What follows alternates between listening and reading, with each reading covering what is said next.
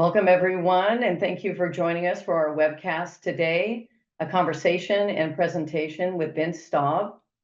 If you have questions throughout the conversation and presentation, please feel free to put them into the Q&A, not in the chat, and we'll try to get to as many of your questions as possible.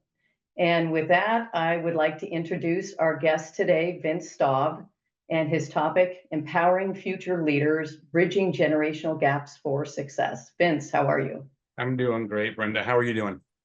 I'm doing good. It's good to see you today. Nice to talk to you again. And I'm hoping we can kick this off with you giving a brief overview on your journey and how you ended up being interested in leadership in general, and then this topic around generational gaps. Sure. Journey starts many, many, many years ago, as you can tell by looking at me. But I actually in elementary school, I wanted to be a fourth grade school teacher. So I went to school to become a teacher, where I met the love of my life there at San Jose State University. Go Spartans.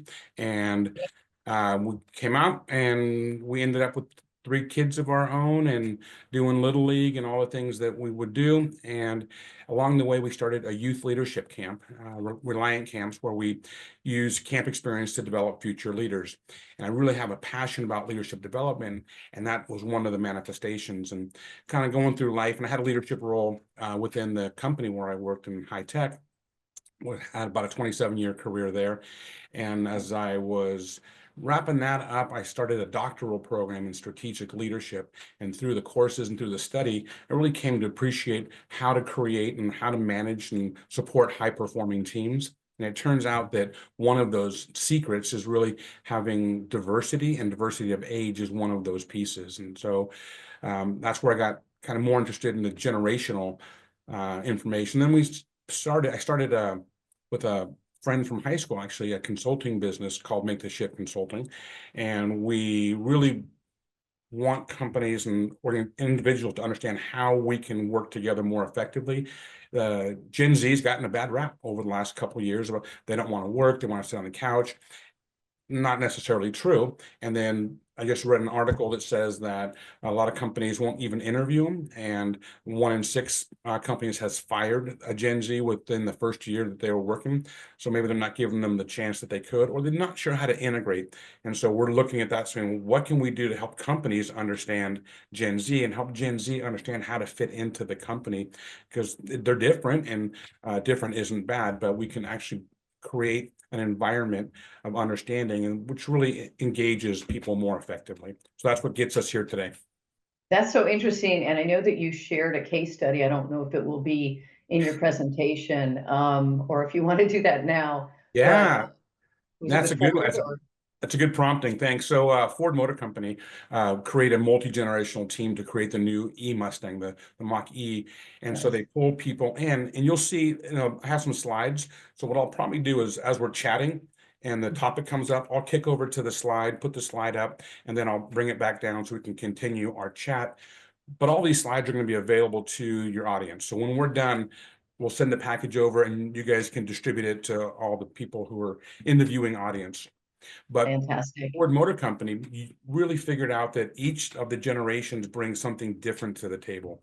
Their passions, their expertise, the baby boomers, they would bring this kind of experience that they've had for all of these years, and then the next group would bring something else, and then the next group would bring something else. So they brought them all together to produce a phenomenal car that's doing well in the marketplace. So they really embrace that. Other companies do it too.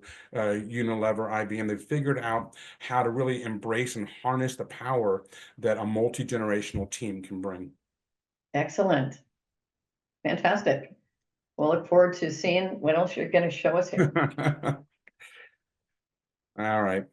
And it's actually, so I built this slide using AI. And so I was jokingly saying, if I had a Gen Z on my team, they probably could have done a better job.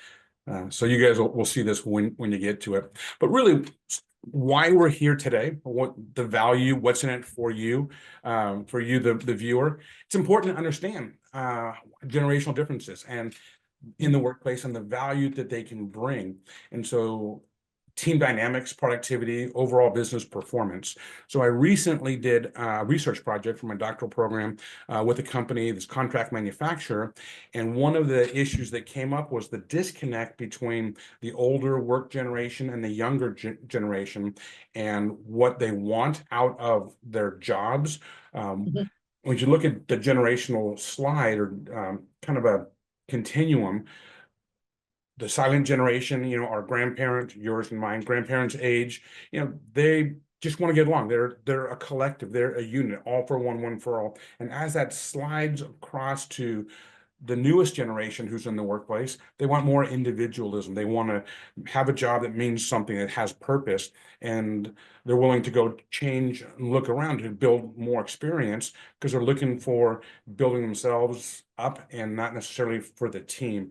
So that's interesting. So when we look at the generation differences, and the companies that embrace that, they tend to be more productive. And there's a lot of case studies coming out of that productivity. For every article that probably bashes Gen Z and says they don't want to work, they want to sit on the couch and drink lattes and walk their dog in the middle of the day, there's anecdotal case studies that say, actually, when you can embrace them, when you can engage them, and here's a way to engage them, they are more productive and they make the company more productive. Interesting. Yeah, I'm hoping that we can get into the communication side of this because I know that is big. And it's It is. interesting, you're talking about this continuum that almost, in my mind, it goes from sort of a mentality of we to me, which is also different generations look at that whole concept, some negatively, some in a positive way. So Yeah, I mean, when you think about it, technology probably is at the root of that shift, right? So if you think about, so I was born in the 60s, so you think my grandparents were born in the teens, right? So 1913. So they grew up and they were raised and raised their families reading the newspaper. And that's how they got their information. Or they would go down to the coffee shop and they would sit coffee shop there, the diner, right? Get a piece of pie, get a cup of coffee, and they would have conversations. And that's how our parents were actually raised, seeing that, experiencing that. And so it's no wonder that that generation, the baby boomer generation that was kind of born in the late 40 or early 40s and a little earlier, they still prefer face-to-face communication. yeah. They really don't like to have tweets sent their way or X's to be sent their way.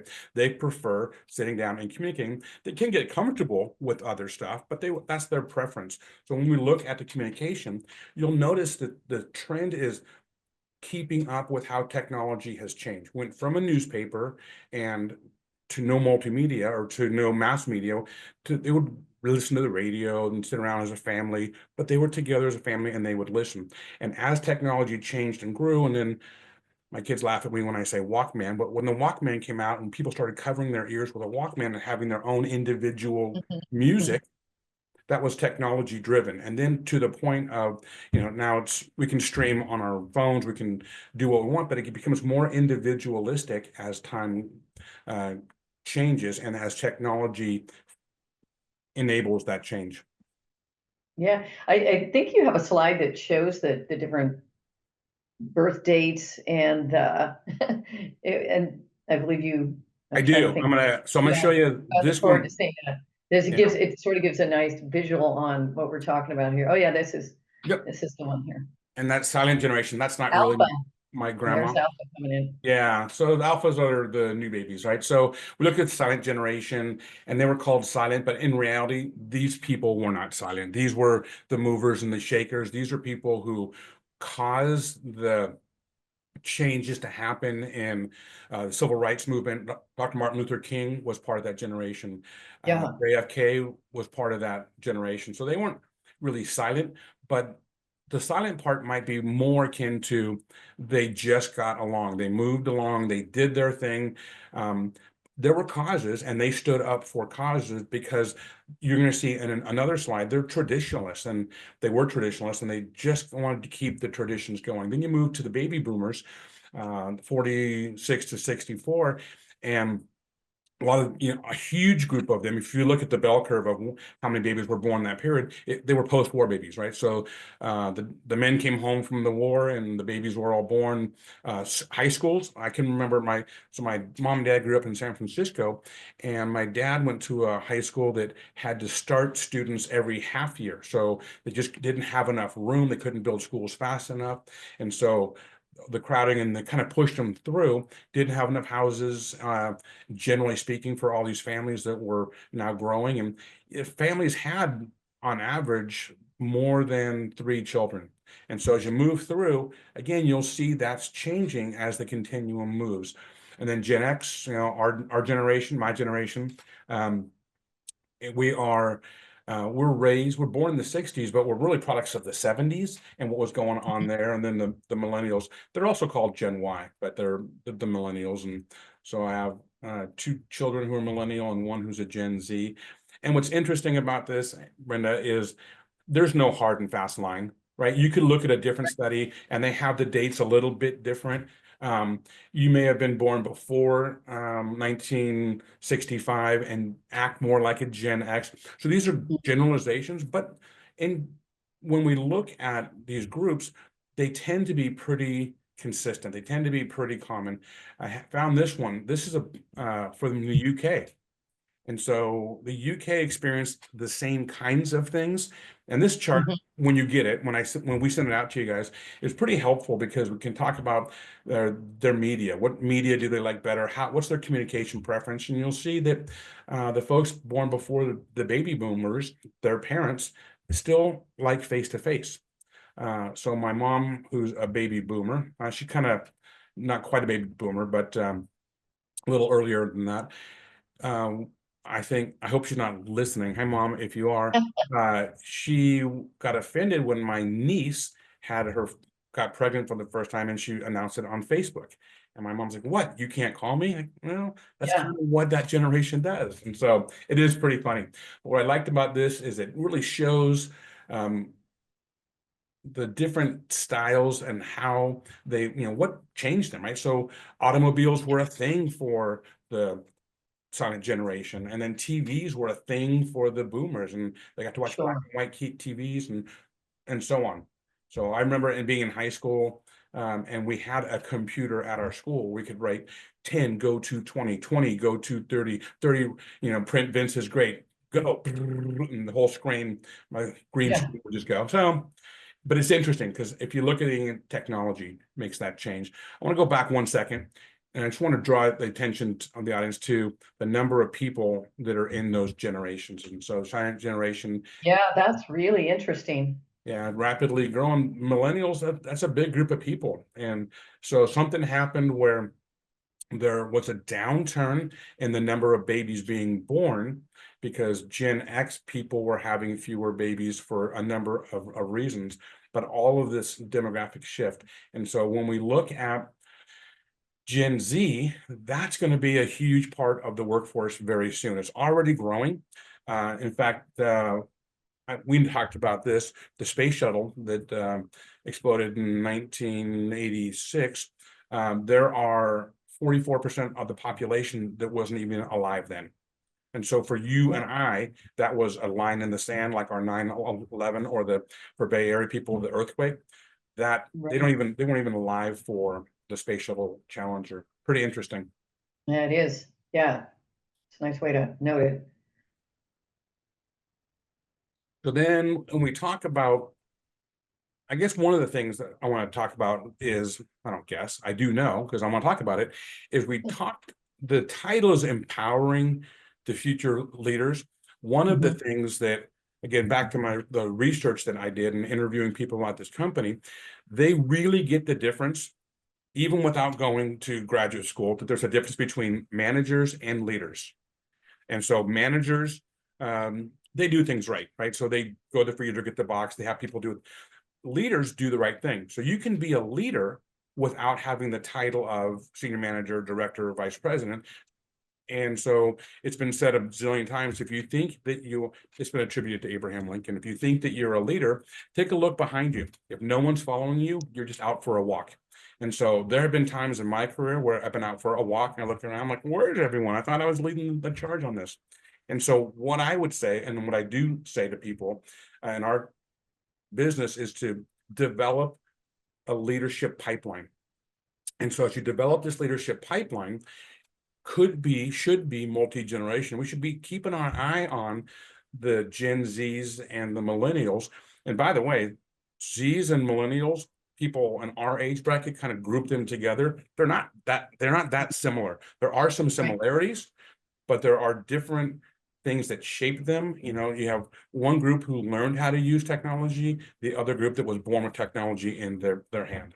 So one thing I want to point out then is kind of what that looks like. Again, these slides you're going to get, but it's this stepping to how do we develop leaders? The first thing we have to do is identify the talent, the people that have the capacity to do it. You can do it through, you know, who's working hard, who's working well, who's getting it done. You can do strength testing, you can, you know, strength finders, you can do all kinds of assessments, but identify that talent, then provide a training that really is comprehensive, that will be able to address each of the different kind of generations, because you're going to see in a couple other slides how they learn differently and the different media that they prefer to use. Somebody in baby boomer would probably prefer a conference room where someone's standing there talking and teaching, whereas Gen Z would prefer to do it on their iPhone. Just give me some videos, I'm going to learn how to do it. Develop them, so create mentoring programs. A lot of companies have mentoring programs. Some companies have implemented a reverse mentoring program where the younger employees, they may or may not be Gen Z, but they're actually mentoring the older ones. Say, I love that. this is I how love we that. do it. This is what it means to us, right? So when I talked about a Walkman and my kids laugh at me, and, well, what do you guys, how do you refer to it? And the, you know, MP3 player, my iPad, my whatever, right? I'm not going to pretend I know all the terms. So then building a cultural foundation. The cultural foundation is super important because the culture, so heard it 1,000 times, right? So strategy eats culture. Nope. Culture eats strategy for breakfast. So you can have a great strategy, but if your culture doesn't support it, it doesn't work. And so how do you build a culture that embraces multi-generation, that embraces leadership development, that embraces helping managers become leaders? Because left to their own, they may or may not become, but if you're, as a company, expecting your managers to lead and no one's following them, there's a problem. There's a disconnect that needs to be addressed. And then how do you assess people? How do they know if they're actually on target, on track or not? And so doing things like a 360 or, you know, working through scenarios is good. And then integrate a succession plan, right? So a lot of companies, a lot of people inside of companies are afraid of succession planning because they're afraid, if I train Brenda up to do my job, she's going to replace me and I'm gone. So embrace succession planning, embrace it. As a risk manager, I think it's awesome because you never know. You never know when the bus is coming or leaving. So it's really important to do succession planning for a number of reasons. And then you can develop that pipeline of talent, of leadership talent. I think that's super important. I wanted to just ask a question that you touched on at the beginning when you're talking about the difference between managers Yeah. and leadership. And I think when you're assessing, you can assess for management, which is more like doing, getting things done. I always think of that as like the sergeant, Yeah. for example, whereas leaders tend to be more, you know, setting the direction and Yeah. being inspirational. Could you touch on that a little bit more with respect to how you assess? Like, are you assessing for both? Is the pathway always from management to leadership? Does it always make sense? That's actually a great question. And the pathway is not always that, because again, you can be a non-manager and people will follow you. You can be a non-manager and still be a leader. So when we're doing the assessments, when we're looking at that, we're looking for emotional intelligence, right? So that EQ that says that how do you speak to people? How do you encourage people? Some people will be a manager forever because that's what they like, that's what they're comfortable with, and that works well for them. You talked about the sergeant. I talk about it in terms of a ship. right? So the ship's captain says, we're going over there. And everyone goes, okay, and they start rowing that. And there's somebody who's managing the people who are rowing, right? That's the manager. So the workers are rowing and the manager's saying stroke, stroke, but the ship's captains give casting a vision and everyone's moving toward that vision.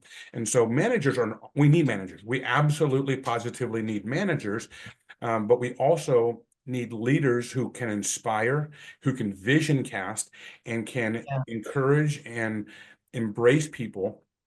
And really, to think about it in terms of the ship, the manager, if they don't have direction, they're just going to be out in the ocean rowing, just go somewhere.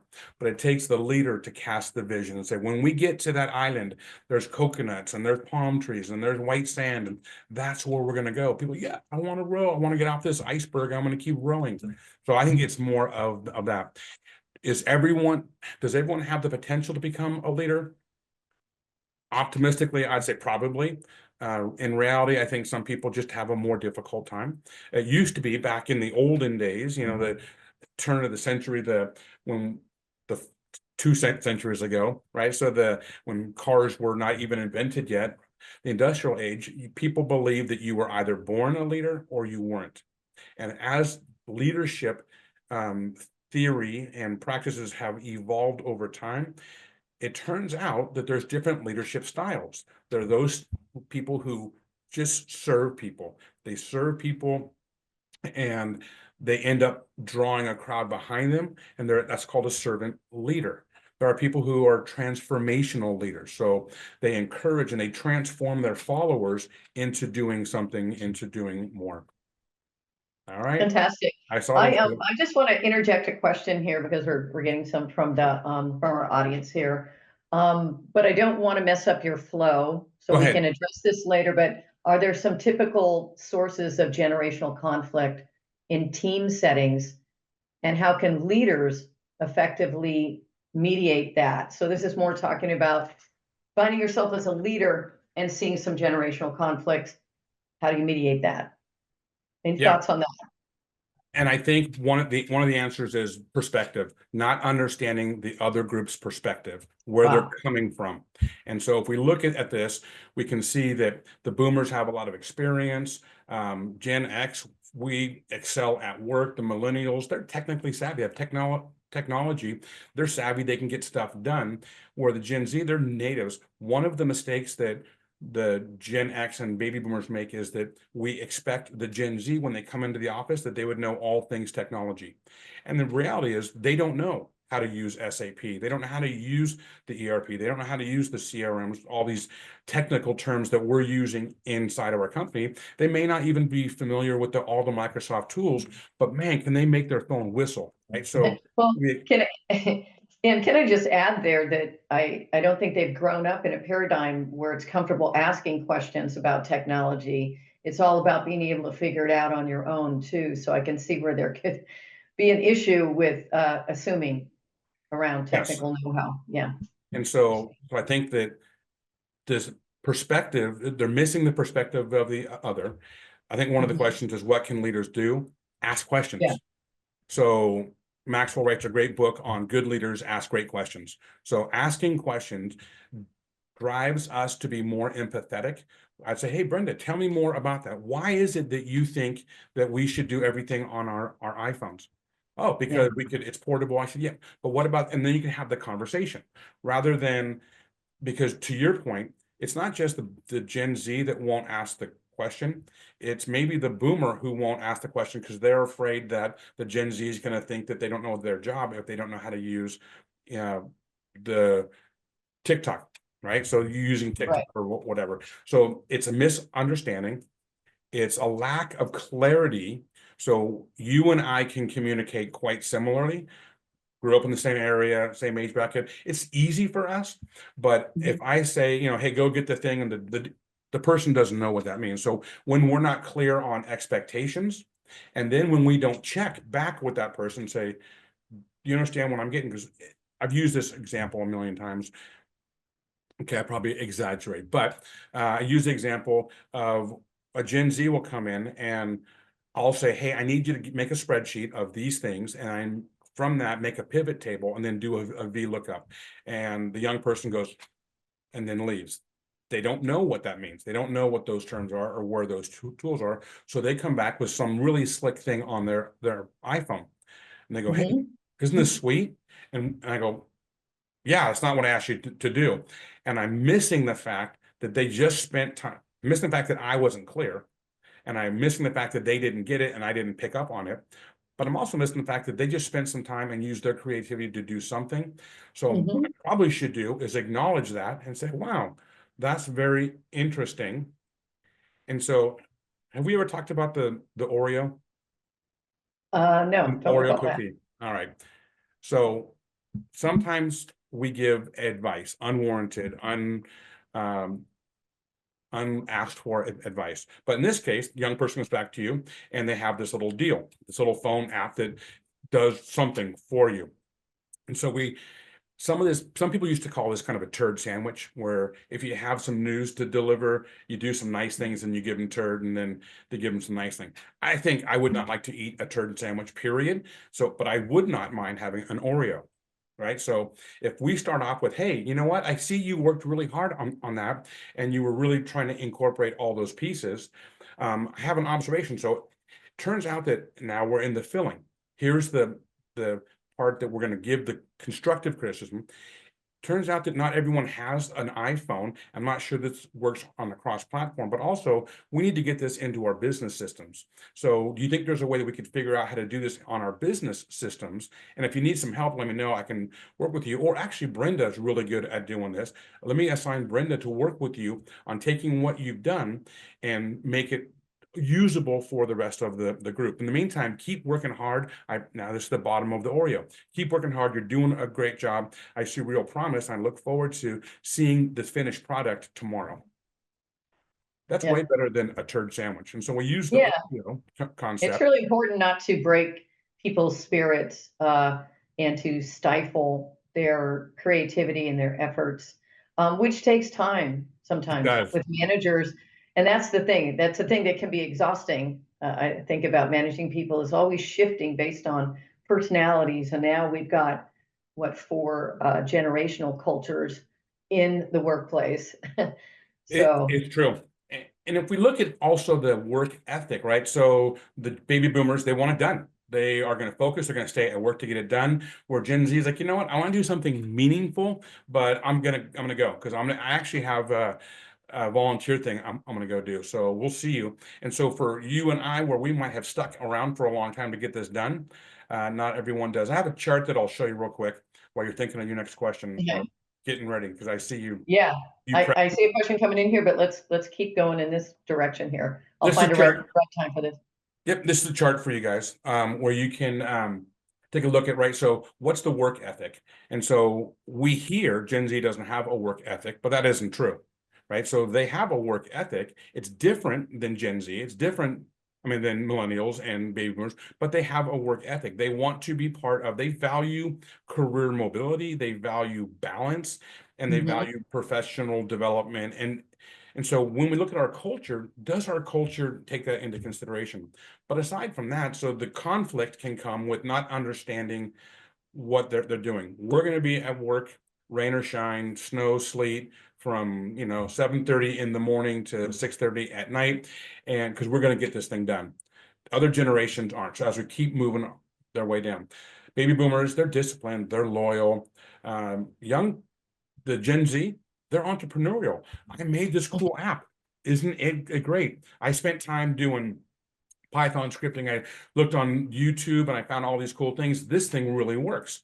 Very entrepreneurial. So great. We need your entrepreneurial spirit. We also need this to be part of our system, our ecosystem in the company. Why don't you work with Brenda and see how we can make this come together? You're not crushing the entrepreneurial spirit, but you're actually getting that into what you actually need. So this thing, technology, Gen Z fully immersed. The rest of us, we're probably comfortable. We can adapt to it. I still Mhm. meet people all the time who are in either Gen X or baby boomer who they come on a Zoom call and all you see is this. I'm like, come on, we've been doing Zoom for 4 years. How is this still, You can move your camera, so they're maybe comfortable or they're willing to be, but it's not natural for them. Okay, what's your next question? That's great. Yeah, so the question here is what tools or resources can organizations provide to develop emerging leaders while respecting generational preferences? So are you aware of any tools? I'm assuming this could be methodologies, processes, software. So developing leaders while respecting generational preferences. Yes, and Complex question.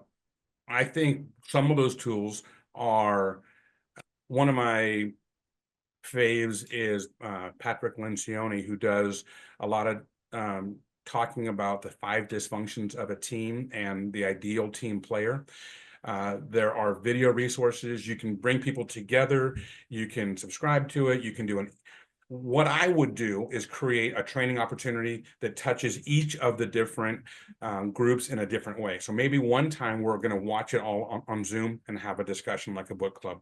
Maybe the next time we're all in a classroom and we bring in a facilitator or a conference room, we bring in a facilitator to get some stuff done. Then maybe the next time we have a self-assessment. Everyone go through your self-assessment on our phone. So it's not catered to any single group, it's catering to all of them. And some might go, I really don't like the in-person thing, or you want me to come to the office? Yeah, let's just come to the office. We're going to do a team building event, or we're going to do it at an offsite. We'll do it at a hotel room, whatever.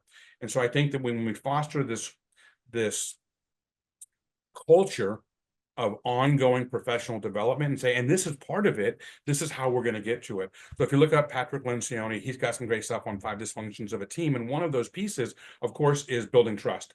And so you can do an assessment, you can pay for an assessment by going to his website, you do your whole team, and then you look at a profile of your entire team and see, is there trust, is there not? And then you can go work on some of those issues. The other one's called the DISC, D-I-S-C, and it's kind of or the Enneagram. All of these look at personality types. There's a website that's called 16 personality types, and everyone can go take theirs and figure out their ESJT or whatever they are. And here's what's important about that.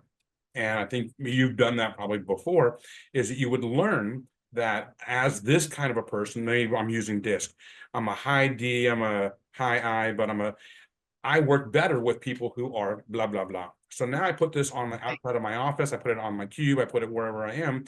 And when you come to ask me for a question, you look at mine and you go, okay, so Vince is kind of a cut to the chase kind of a deal. He wants a couple of data points, not really into the emotional part. Let's just cut to the chase. You go to someone else's cube, you go to Pat's cube, and you go, oh, Pat, she really is this other type. I'm going to tell her the story first, and she's going to have empathy for what I'm talking about, and then we're going to get done what we need to get done. So I think those are great tools. I know that's a lot of words. Yeah. You know what? I'll amend the slide deck to add some of those tools in. Okay, fantastic. Let's see, somebody's adding here another credible leadership development resource would be to invest in executive leadership coaching for team members. So preaching to the choir there. To throw in a baby boomer expression. Yeah. So that is actually true, because what's happened is as people have emerged and gone up through the leadership ranks in an organization, the executives are the ones who probably need to hear this a lot more than you and I. And so if they had an executive coach, then who could elicit from them, what are those things you're challenged with? And maybe one of those questions, how do I do this? How do I get it done? So having an executive coach who can bring to bear some resources. Let me tell you a quick example.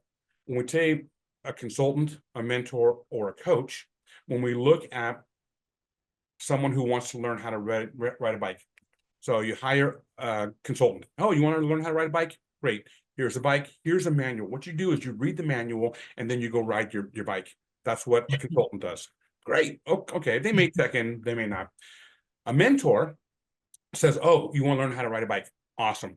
So what I did when I learned how to ride a bike is I got a bike, which I got a manual, but I skipped chapters 1, 2, and 7. I didn't need those. I went right to chapter 3, and it shows you how to put your feet on the pedal and then go. So now you're mentoring, you're learning from their experience. Where the coach says, oh, I see you want to learn how to ride a bike. Tell me what you want to do first. And then they run alongside the learner as they're learning how to ride their bike, helping tweak, helping. So people might need a mentor. And so tell me how to do this, show me how to do this, let me work with me, versus a coach where coach is really client driven, right? So the coach says to the client or to the coachee or the coach, what is it that you want to work on? I have these multi-generation teams and they're not productive. What should I do? Oh, tell me more about that. And so then you get into that. So executive coaching and even business coaching is really an important topic, and people have a misconception of who should do it and why they should do it. And so oftentimes in many companies, to get a coach means that it's like charm school, right? So, oh, you're bad, you talk out of turn, you're to this or that, and so they'll send someone to a coach to get softened. That's not really what it is. I mean, even Barry Bonds, one of the greatest hitters of all time, got coached all the time to get better. So I would say that comment was absolutely spot on. Getting a coach is Yeah. a great tool. Well, it's absolutely exploding right now. And I think Yes. one of the values of a coach um, is just to have the ability to speak about things that you're worried about, things Yeah. that you're insecure about, things that have been pointed out to you in a roundabout way that you want to really dive into. And you can't do that within the construct of your actual organization. And to me, that seems like the greatest part of it. And I saw the Yes. word authenticity, which is really was really interesting to me on that slide, how Gen Z values authenticity. And I'm just sticking with that. I'm sort of noodling around with that, but it's hard to be authentic as your professional self. You need to learn those boundaries also. And I think with respect to asking questions about whether it be technology or, what's the best way to show up in this team? How can I get ahead? How can I contribute the most? When you're new to the workplace, it's hard to even know what questions like that to ask. And I don't think in a lot of circumstances, it's not a comfortable question. So Not, coaching for the hypos or even just regular employees who are just starting out just seems incredibly valuable. yeah, imagine an organization who brought in coaching for their new hires, and rather than HR Yeah, sitting down and saying, here's your laptop, here's your access code, here's how you do your time card, go. You actually had either a cohort of people that you work together with, or yeah, you have a coach. The cohort thing is super important. My partner did a lot of research on, turns out that if a Gen Z doesn't have a significant relationship, a friend in the workplace within, I think it's 3 or 4 months, they're more likely to move, to quit, to leave. And you go, what can we do then as businesses, business owners, managers, leaders, to create an environment where they can actually have a friend and move through the system and have expectations and get coached and get trained. So I think that's a really important thing. You mentioned authenticity. The other piece I would add is vulnerability. And so yeah, we talked about this before. Brene Brown, Dare to Lead. So talks about being vulnerable. And so um, as you're doing the vulnerability stuff, it's okay to ask questions. And you can even say and become a better leader, say, you know what, Brenda, I'm not sure I totally get this. Can you help me understand how to do this more effectively? Sure. So now they're part of the solution, and the fear, right? So we have these fears, that we have these 6 human needs, right? So we, as people, not Maslow's hierarchy of needs, but 6 human needs, we want certainty, but we also like variety. We want significance, and we want connection, we want growth, and we want opportunity. So now you look to somebody else on your team and you say, how can I help them feel like they're more significant? I know I'm going to share with them, I'm going to be vulnerable and say, I need help with this spreadsheet. I can't figure out this VLOOKUP thing. And I know that you are a math major and you probably did it a lot. Can you help me? And so there's a connection there, and you get growth, and they see opportunity to perform in front of you. So I think those are all awesome things. yeah, very, very interesting. I have a question here. Is this a Yeah, good time? yeah. Okay. Let me just take this in for a moment. If a new chief of police, this is interesting because I know you have an affiliation with the San Jose Police Department. If a new chief of police comes to you for help optimizing their organization, would you Hmm. share the same concepts and approaches with them? So this is a different kind of a government entity, maybe with some different It is. variables than a corporation. It absolutely is. These concepts that we're talking about are uh, fungible. They move, it doesn't matter the industry, the group, for-profit, nonprofit, government, public, private, it all works together. And what we know is that when we can come together, and if the police chief is asking this question, that already tells me that the chief wants something better for her or his team, which is really an important thing. And so when working with law enforcement in general, there's a barrier, there's a wall that we talked about. I'm not going to ask the question. I don't want to look stupid. I don't want whatever those things are. Yeah, Coming back to the 5 dysfunctions as a basic platform to say, we need to start here. How do all of you in the department think we're actually doing in terms of trust and in terms of holding each other accountable? And so we have these 5 things, and how do we, I would give the same advice. The police chief is going to see more Gen Zs in that workplace than you and I yeah, are going to see, yeah, because 100%. they're coming up.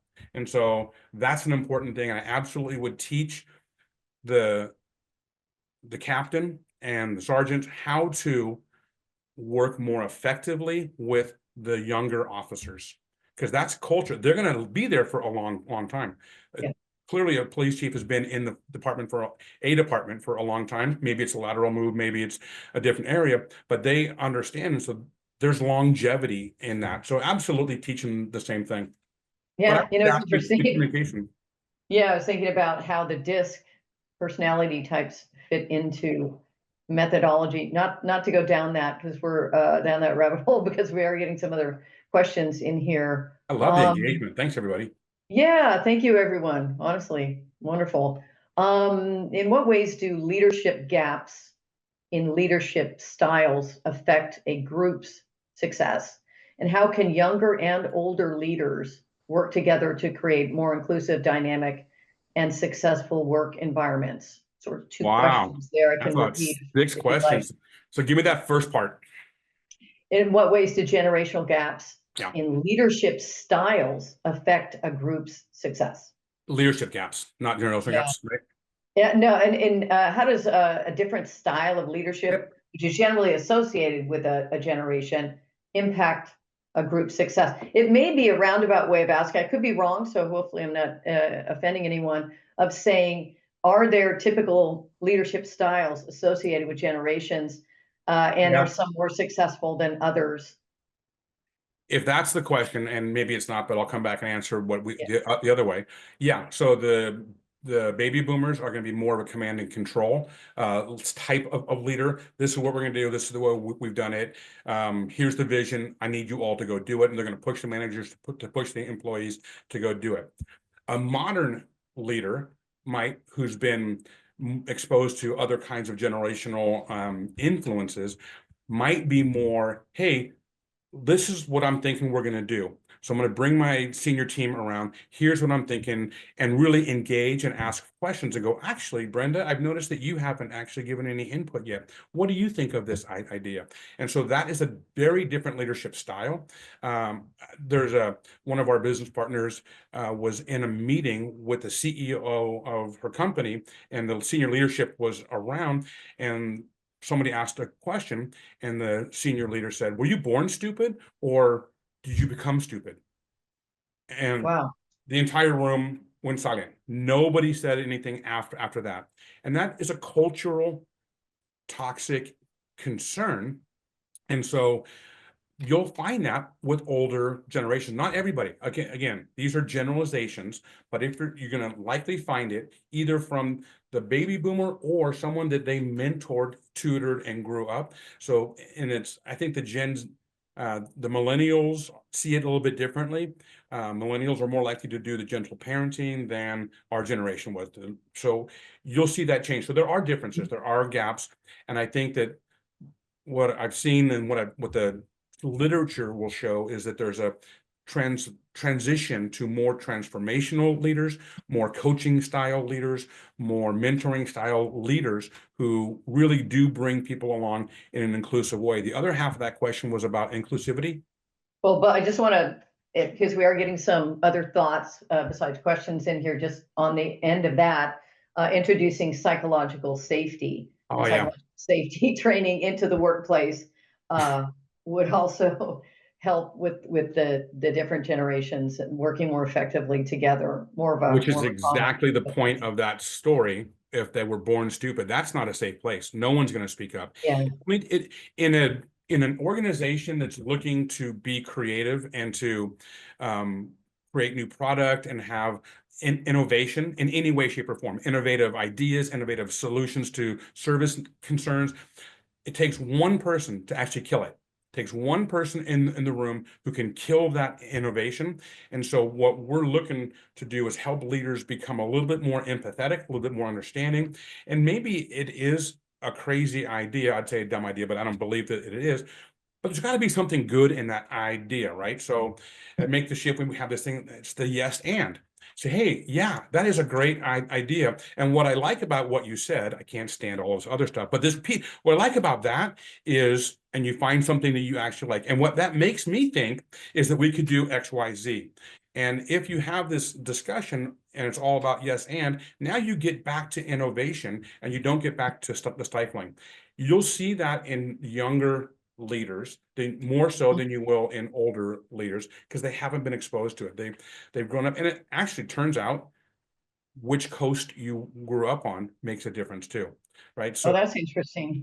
yeah, the That's a old whole other IBM way, right? So topic. I just want to hit the other side of that question here, because I know you're about to answer it. How can younger and older leaders work together to create more inclusive, dynamic, and successful work environments? So you had mentioned about this reverse mentorship or reverse coaching, where yep, Gen Z is helping uh, people in older generations to understand I certain take things. So I'd should take go.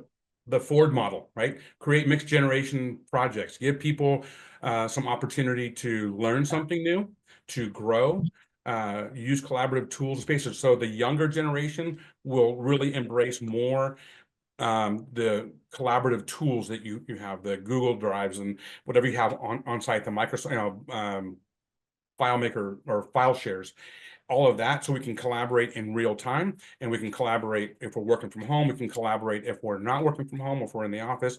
Those kinds of things really are opportunities to cross-pollinate ideas and to improve skills. If you raise the tide, all the boats go up. So if people are learning from each other, and the psychological safety is critical, and that's where building trust comes in. You can kill it if you don't trust me, Brenda. You're not going to be transparent with me. You're not going to be vulnerable with me. You're going to clam up because maybe you think I'm going to steal your idea, and I'm not going to steal your idea, but you don't know that, but you Thank don't you. trust that me either, because you don't know me well enough. So maybe we should do some team building activities. Maybe we should go bowling as a team. Maybe we should learn some stuff, or maybe we should open a meeting with a question. Hey, we're going to go around the table. I want everyone to tell me how many siblings you grew up with, and what was the biggest challenge you faced as a child. You'll be amazed how those two questions go. People, I had no idea you were one of Yeah. 75 kids, or they probably think I figured you were an only child. But then your biggest challenge was not having playmates or whatever. But it really does make people more real, makes people more able to connect. And that's a great technique that you can all take back with you for free, just for being here Yeah. today. Yeah, icebreaker is always good. And it just makes me think that, especially when we're just communicating digitally, how important emojis can be. Some people are not into emojis at all, but sometimes Yeah. you can deliver something that sounds a little harsh and soften it up with an emoji. And then with, of course, with things like Chat GPT, you can put something together and say, you know, this is a sort of a critique of something. Can we make it softer? And so, because a lot of what you're talking about, I'm just thinking in fast moving world, it takes so much time with very, very busy people to be so careful with communications. So Seriously, Brenda. And one of the things that actually was one of my Achilles heels was I would get 1,000 million emails every single day, and I would respond, "Yep, go for it." Nope. And people can't tell if it's me going, "Yeah," or me going, "Ugh." And so it really came to light. I was working with some of my colleagues in Japan, and one of the gals came to me and said, Vincent, it's really difficult for me. Your messages are so short. I can't tell if you're angry. I'm like, "Oh no, you're doing a great job." So then I had to slow down and say, "Thank you for the report, Miko-san, this is what we're going to do with it." And it totally took me 15 seconds more. And so Mhm. I probably didn't want to do that with all of my emails. It did take more, took a little bit more brain power, but it really pulled together a relationship, and it really made us important. Well, it all comes down to communication, right? Yeah, communication is very important, and Yeah. understanding how you can support someone's needs where we have these needs and we look, okay, what can I do to make their experience a little bit better? You can get anything in this world that you want as long as you give people what they want.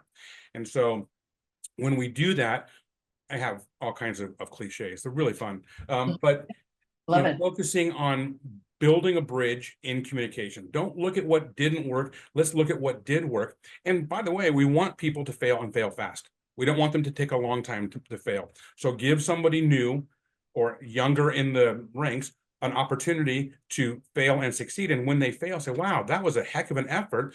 Give them an Oreo. "That was really great. Appreciate that. I made an observation. Can I share my observation?" Sure. If you do these kind of things and ask these, then maybe you could actually do this differently and you get this other win. I'm looking forward to you implementing all of this and coming out on the other side with something that people really get. That's not a harsh, the fact is they didn't do it right, they failed, but you're not going to capitalize on their failure. You're going to capitalize on the fact that they went in, they got into the arena, they did something, and they're going to learn and grow from it. Now you have someone who's like, not afraid to fail. My boss didn't kill me. That was so super cool. And now I have another opportunity.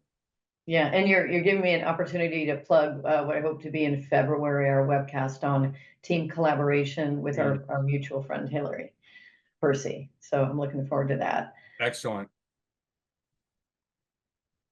So not sure what you were going to move to next. No current questions, but No, really okay, I'm appreciate going to show this then real quick, right? So here's a little chalkboard, because my generation likes chalkboards. They know what a chalkboard actually is. And so many of us had to clean erasers or got to clean erasers after school. Some of us had them thrown out our head. Probably wouldn't work today. But building a successful leadership development program, this is how you're going to develop the leaders. Once you begin this development process, we go back to the title of this presentation, which is how to empower, how to send them off with wings, how to let them go. You empower them to make decisions, to make choices. You can push the decision making down to a lower level. I don't have to manage everything as the boss. I can let you make some decisions, give you some parameters, and let you go do it. But you're going to do the training. The mentorship is important. If you don't have mentors inside your company, you said something interesting about that people kind of don't have someone they can talk to. We work with companies, organizations that are smaller, and there's nobody in their company that they can talk to who gets it. You can't go to the HR person because you're afraid they're going to fire you. You can't go. And so using a third party coach or mentor, sometimes it's just the sounding board. I just don't know what to do. I just want to complain. Great. Let's turn that complaint into something that's actually meaningful and helpful to you, and help you look at this in a different way, help you harness that, and so on. But these are some of the things: adaptability, change management. One of the things that the younger generation is not getting is the critical thinking, how to do change management. Change is hard. There's a great book by the Heath brothers. Chip Heath is a professor at Stanford, and it's called Switch, and it talks about how to make change when change is difficult. There's a lot of books like that, but continuous feedback. This idea of an annual review is horrifying to me now that I'm an old wise person, old anyway. Because why would you want to wait till once a year to give someone a turd sandwich when all along you could be coaching them? So that's one of the differences that we'll be seeing in leaders and managers going forward, is taking more opportunity to come up alongside someone and say, how you doing? You told me you had 3 goals. How you doing on your 3 goals? What can I do to help you be successful? That's a better leader. That's a better manager. So these continuous feedback cycles are really important. And then to understand the cultural differences between the generations and what drives them, I think all of those are super important. And the generational, what drives people, what they value is a really important piece. And we can come back to that table again about what is it that drives them? What are those traits? And you look at the work-centric, goal-oriented boomers, the balanced career and personal life with the Gen X. We had to learn how to do that. When we first started in the workplace, we didn't have that so much. So we learned how to do that, and some did it better, some didn't. Some reverted back to what their parents did. You leave the house at 7 a.m., you get home at 7 p.m. because they didn't have that opportunity to understand how it could work any other way. And then value flexible, meaningful work, right? The millennials, they would like to be able to choose if they come to the office rather than being mandated. Or if you're doing flexible work arrangements, maybe you could come in from 6 a.m. to whatever 9 hours later is, and you can shift that. You can be flexible in a cube environment, a cube farm, a big workbench. There are some ways that we can be flexible without saying everyone gets to work from home or can't work from home, but they want flexibility, and millennials and Gen Z want meaningful work. They want to know that what they're doing matters. And so, and they have a really keen sense of a BS meter. If you say something and you're not being authentic, they're going to say, wait a minute, that's not even true. And then they're dismissing you because of your lack of authenticity, or in what they would see as hypocrisy. So these are different things that we can do. Fantastic. And I know that we're getting close to the end here, and I'm hoping that you have a slide that has your contact information. No. Vince. If not, we can send that out, because everybody who signed up will get the deck sent to them. So maybe we can add that. Or maybe you can plug it right now. I'll plug right now. So make the shift.com. So we have on that website, there's a folder of resources. Inside that folder of resources, there's a white paper that's called Engaging Generation Z in the Workforce. And there's another one about shift. It's a kind of a pro tip guide. It's a collection of things that we put out on LinkedIn. In addition to that white paper, you'll notice the one underneath, which is high performing teams, how to create a high performing team. And a lot of the same concepts come through, where the collaboration is because of the diverse team and giving people opportunity to kind of show their stripes. But you can find us, vince.staub@maketheshiftconsulting.com. You can find us from the website. I really appreciate the opportunity to talk to all of you, and Brenda, appreciate getting to know you as of late. If there's anything else that your audience needs from me, feel free to reach out. That's fantastic, Vince, and thank you so much. And we're getting a lot of responses here. People very appreciative for your time and interested in the topic, and indicating it's been very informative. So we will get the deck out to people who signed up and were present for the live webcast today. The webcast will be available on Clarity's YouTube channel. Thank you so much. We'll be doing these monthly, and we look forward to hearing from everybody. Thank you so much, Vince. Thank you, Brenda. See you later. Have a great day, everyone. Bye-bye. Bye. What's your